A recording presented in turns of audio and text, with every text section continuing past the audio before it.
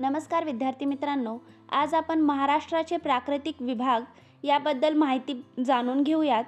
महाराष्ट्राचे 3 प्रमुख प्राकृतिक विभाग पडतात: कोकण किनारपट्टी, सह्याद्री पर्वत किंवा पश्चिम घाट व महाराष्ट्र पठार।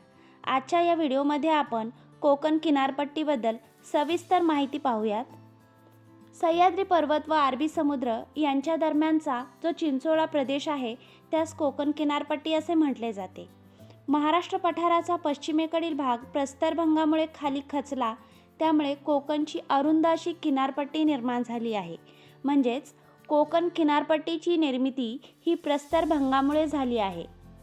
कोकण किनारपट्टीचा महाराष्ट्रातील विस्तार हा उत्तरेकडील दमणगंगा नदी खोऱ्यापासून ते दक्षिणेकडील तेरेखोल नदीपर्यंत आहे।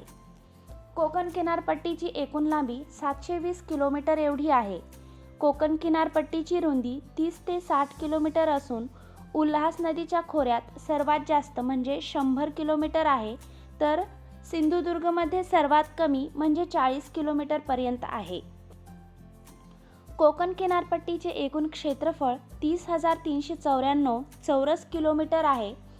कोकण किनारपट्टी ही सरळ रेषेसारखी नसून ती ठिकठिकाणी वक्राकार आहे, त्यामुळे त्या कोकण किनारपट्टीस दंतूर असेही म्हटले जाते। कोकण किनारपट्टीत सर्वाधिक समुद्रकिनारा रत्नागिरी या जिल्ह्याला आहे, तर सर्वात कमी समुद्रकिनारा ठाणे या जिल्ह्याला आहे। कोकण ही परशुरामाची भूमी आहे, त्यामुळे कोकणास अपरांत या नावाने देखील ओळखले जाते। आपण कोकण किनारपट्टीची काही वैशिष्ट्ये पाहूयात। कोकण किनारपट्टी दक्षिणेकडे अरुंद झालेली आढळते, तर उत्तरेकडे उल्हास नदी खोऱ्यात तिची रुंदी सर्वाधिक म्हणजे 100 किलोमीटर आढळते। कोकण किनारपट्टी दंतूर किंवा रिया प्रकारची आहे, त्यामुळे खाड्या व नैसर्गिक बंदरे तयार झाली आहेत। कोकणच्या उत्तरेकडील भूभाग बेसाल्ट या खडकापासून बनलेला आहे। कोकणच्या दक्षिणेकडील भागात अति पावसामुळे जांभा या प्रकारचा खडक आढळतो। कोकण किनारपट्टीच्या अरुंदपणामुळे येथील नद्यांची लांबी कमी असून त्यांचे खनन कार्य तीव्र असते। उल्हास, वैतरणा, सावित्री, वशिष्ठी, शास्त्री, तेरेखोल या कोकणातील काही प्रमुख नद्या आहेत। कोकणातील सर्व नद्या सह्याद्री पर्वतावरून वाहत येऊन अरबी समुद्राला जाऊन मिळतात। खलाटी हे कोकण किनारपट्टीचे एक वैशिष्ट्य आहे। पश्चिमेकडील अरबी समुद्रालगतच्या सखल भागाला म्हणजेच सपाट भागाला खलाटी असे म्हणतात। याची उंची 5 ते 15 मीटर इतकी असते।